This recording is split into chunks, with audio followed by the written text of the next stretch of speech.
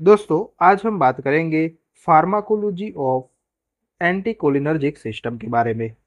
पर इससे पहले हम आज के लेक्चर में कौन कौन से टॉपिक कवर करने वाले हैं इसकी बात कर लेते हैं। फर्स्ट हम कवर करेंगे इंट्रोडक्शन के बारे में, बाद में mechanism of action, pharmacokinetics, classification और प्रोटोटाइप ड्रग।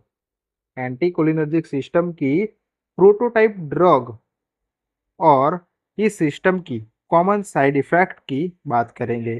तो शुरू करते हैं इंट्रोडक्शन के साथ।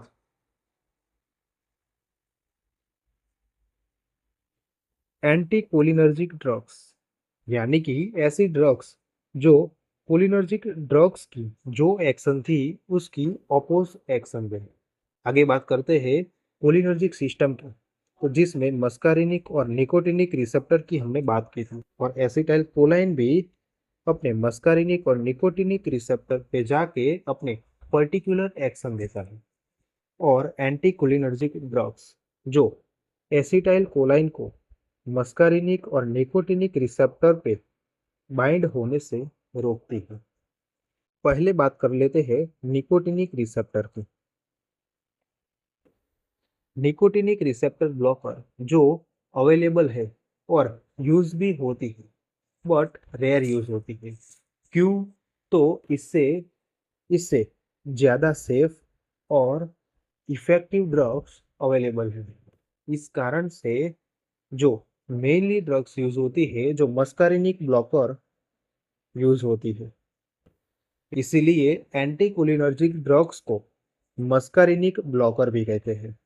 आगे बात करते हैं निकोटिनिक रिसेप्टर ब्लॉकर, जिसे हम गैंग्लियोनिक ब्लॉकर या न्यूरोमस्कुलर ब्लॉकर भी कहते हैं, जो हम आगे बात करते हैं।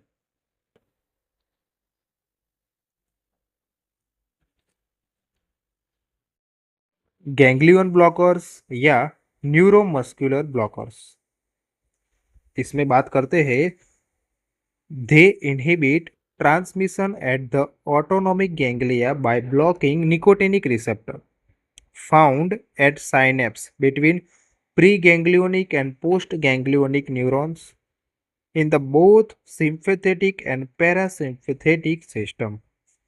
By preventing acetylcholine from activating this receptor, ganglionic blocker reduce the overall autonomic activity, affecting various body functions such as blood pressure, heart rate, and gastrointestinal motility. ये उसका इंट्रोडक्शन था। अब उसके मेन पॉइंट की बात करते हैं। However, due to their broad and non-selective effect, they are rarely used in clinically today, except in specific conditions like hypertensive emergencies. दोस्तों, हमने आगे बात की कि यूज होती है बट रेयरली। इससे हमें मैकेनिज्म ऑफ एक्शन कैसे होगी उसका आइडिया लग चुका होगा, पर फिर भी हम बात कर लेते हैं। एंटी कोलिनर्जिक ड्रग्स जो मस्कारिनिक रिसेप्टर से कंपटीशन करेगी और एसिटाइल कोलिन को मस्कारिनिक रिसेप्टर से बाइंड नहीं होने देगी। इसके कारण एक्शन प्रोड्यूस एक्शन प्रोड्यूस नहीं होगी। ओके, ये थी mechanism of action of anti cholinergic drugs. Pharmacokinetics की बात करें,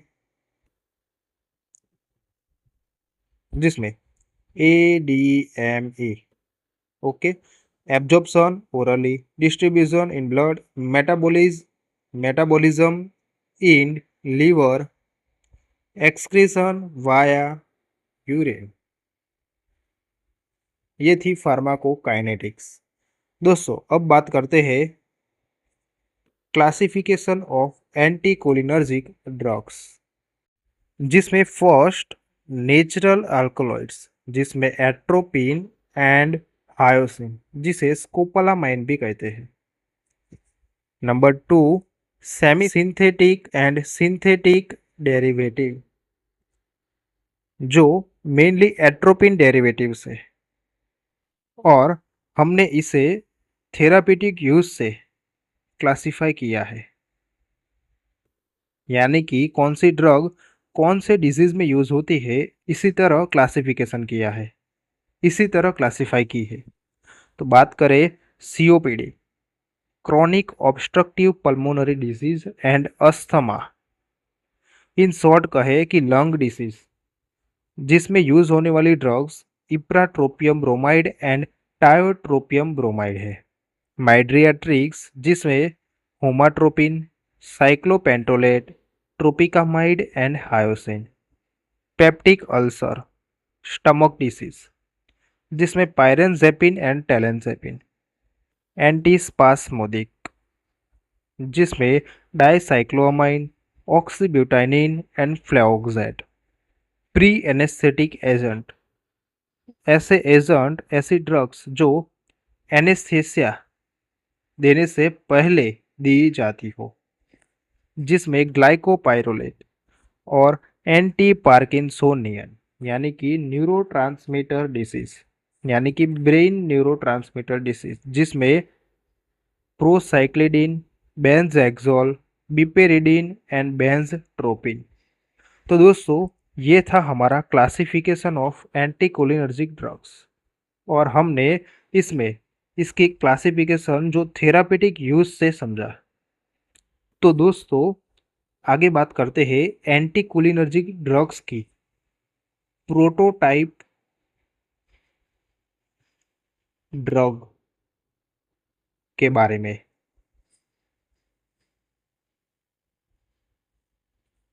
दोस्तों, बात करें प्रोटोटाइप ड्रग, इससे पहले हम प्रोटोटाइप ड्रग क्या होती है वो जान लेते हैं। Prototype drug is a standard or representative drug within a specific class or group of drugs, यानी कि ऐसी ड्रग जो पूरे क्लास को रिप्रेजेंट करती हो, यानी कि कोई एक ड्रग जिसकी जो एक्शन होगी वही एक्शन जो उस क्लास के अदर ड्रग्स की होगी या इससे सिमिलर होगी। आगे बात करते हैं, it serves as a reference model that shares a key characteristic with other drugs in same class. The prototype helps in understanding the entire group by exemplified their therapeutic effect, side effect and mechanism of action. When other drugs are discovered, they are compared to this prototype in terms of pharmacological property. दोस्तों, इसका conclusion ये था कि prototype drug ऐसी drug होती है जो पूरे क्लास को रिप्रेजेंट करती है और उसकी जो एक्शन होगी वही एक्शन जो अदर ड्रग्स की होगी या फिर सिमिलर एक्शन होगी। अब एंटीकोलिनर्जिक ड्रग्स के प्रोटोटाइप ड्रग जो है एट्रोपिन। हम एट्रोपिन की एक्शन को समझ लेंगे तो एंटीकोलिनर्जिक ड्रग्स की अदर ड्रग्स से इसकी एक्शन भी हम समझ ही जाएंगे। बात करते हैं एट्रोपिन की एक्शन सीएनएस पर। तो control tremor and rigidity of parkinsonism. Atropine जो पार्किंसोनिज्म जिसके सिम्टम्स है ट्रेमोर्स और रिजिडिटी, इसको कंट्रोल करने में यूज होती है। अब बात करते हैं स्टमक यानी कि जीआईटी पे यानी कि गैस्ट्रो इंटेस्टाइनल ट्रैक्ट पे क्या असर होती है। तो एट्रोपिन जो डिक्रीज सीक्रेशन ऑफ एसिड, यानी कि स्टमक में HCl का प्रोडक्शन डिक्रीज कराएगा। Also decrease the gastric motility, intestine में गैस्ट्रिक मोटिलिटी डिक्रीज होगी तो क्या होगा, जो बाउल मूवमेंट होगी वो रिड्यूस हो जाएगी, बाउल मूवमेंट रिड्यूस होगी, जिसके कारण हमें कॉन्स्टिपेशन होगा। अदर एक्शन की बात करें तो रिलैक्सेशन ऑफ स्पिंक्चर्स, इसके कारण एसिड रिफ्लक्स होगा। स्पिंक्चर, ये स्पिंक्चर है। ओके, इसका रिलैक्सेशन हो जाएगा तो इसमें जो एसिड होगा उसका रिफ्लक्स होगा। अब बात करते हैं एट्रोपिन की एक्शन ब्लेडर पर। इस मसल्स को डिस्ट्रूजर मसल्स एंड इस ट्रायंगल मसल्स के भाग को ट्राइगोन एंड स्पिंचर मसल्स कहते हैं। ओके, एट्रोपिन जो डिस्ट्रूजर मसल्स के टोन को डिक्रीज करता है और ट्राइगोन और स्पिंचर मसल्स के टोन को इंक्रीज करता है।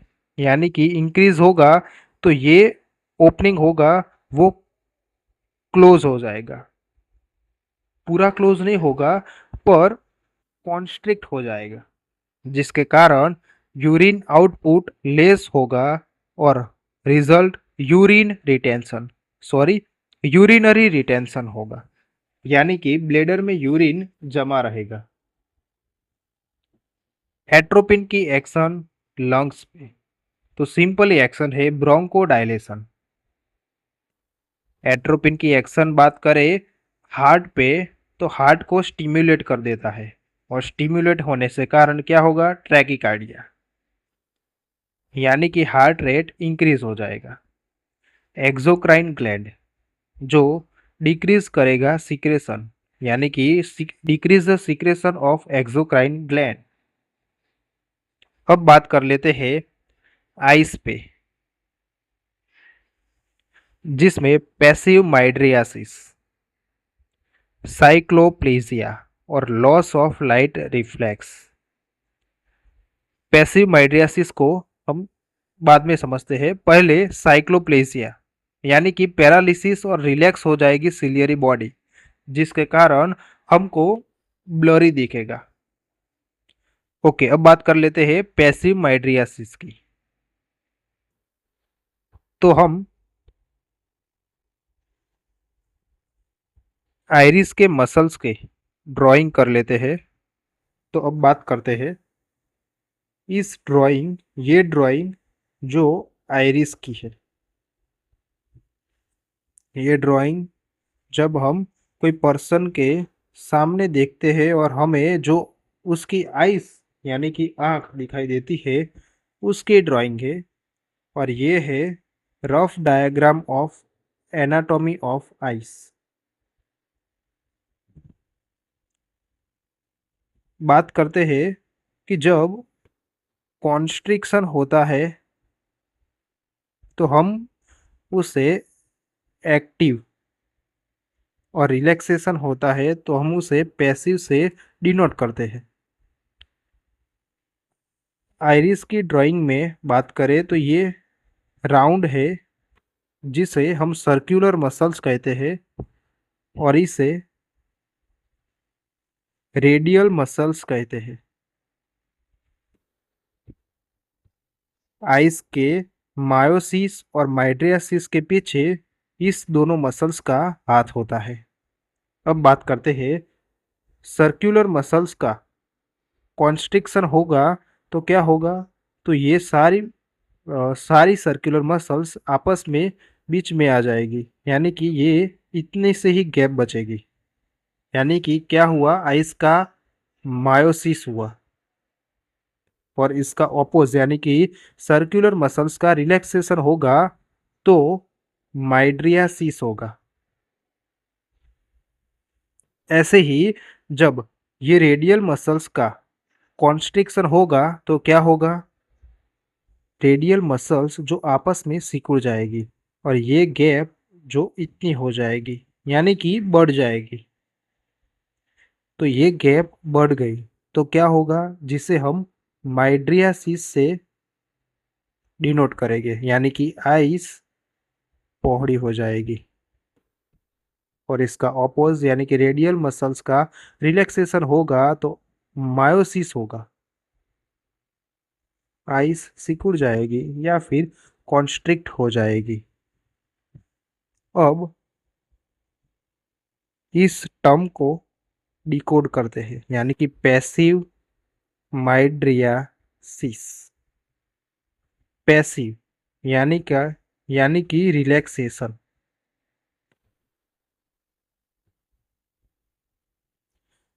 किस मसल्स का रिलैक्सेशन होने से माइड्रियासिस होता है? तो हमने जाना कि सर्कुलर मसल्स का रिलैक्सेशन होने से माइड्रियासिस होता है। तो तो एट्रोपिन क्या करेगी? एट्रोपिन की एक्शन है पैसिव माइड्रियासिस। तो दोस्तों अब बात करते हैं इस क्लास के कॉमन साइड इफेक्ट के बारे में।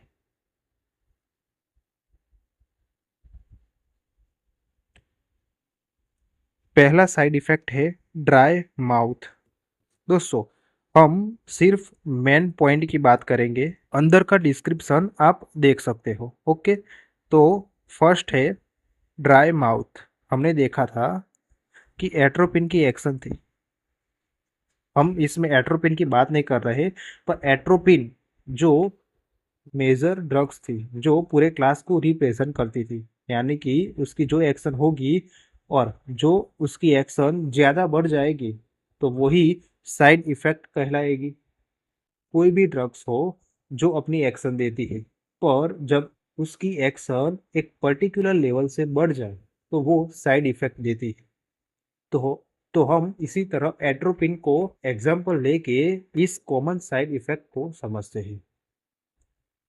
ड्राई माउथ, तो हमने देखा था decrease the secretion of exocrine gland, यानी कि सलाइवा वो भी एक एक्सोक्राइन ग्लैंड ही है। ब्लरी विजन, तो हमने देखा पैसिव माइड्रियासिस। कॉन्स्टिपेशन, हमने देखा कि decrease the motility of the relieves spasm. Number 4 urinary retention, वो भी हमने दे जाना increase heart rate, tachycardia. Number 6 dizziness और लाइटेडनेस, यानी कि may occur due to changes in blood pressure और CNS effect, particularly in elderly patient. और सीएनएस की ये सब action sedation, drowsiness, confusion, cognitive impairment और लास्ट में फ्लशिंग और ड्राई स्किन। ड्राई स्किन कैसे होगी? तो हमने जाना कि decrease secretion of exocrine gland, और स्वीट ग्लैंड जो हमारी स्किन में मौजूद होती है वो भी एक एक्सोक्राइन ग्लैंड है। तो स्वीट ग्लैंड का सिक्रेशन कम हो जाएगा तो स्किन ड्राई हो जाएगी। तो दोस्तों ये था हमारा आज का लेक्चर।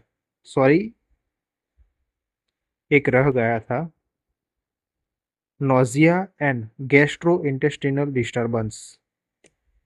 हमने देखा था कि एट्रोपिन की एक्शन जीआईटी में क्या होती है।